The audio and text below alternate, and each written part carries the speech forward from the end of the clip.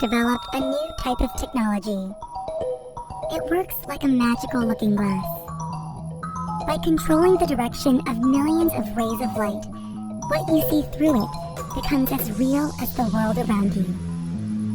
This is the Looking Glass Portrait, your first personal holographic display.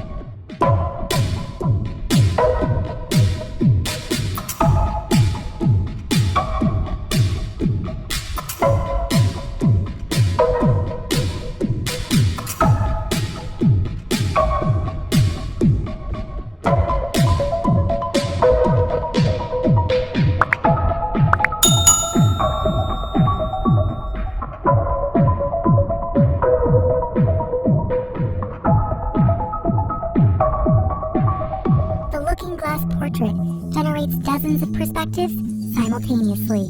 This results in a three-dimensional hologram that floats out of the display, viewable by multiple people. No headsets required.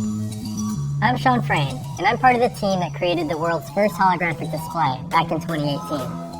And it's all been leading up to this. This is a memory machine. And it's a tool for holographic exploration. It's a new canvas for 3D creators, all wrapped into one device.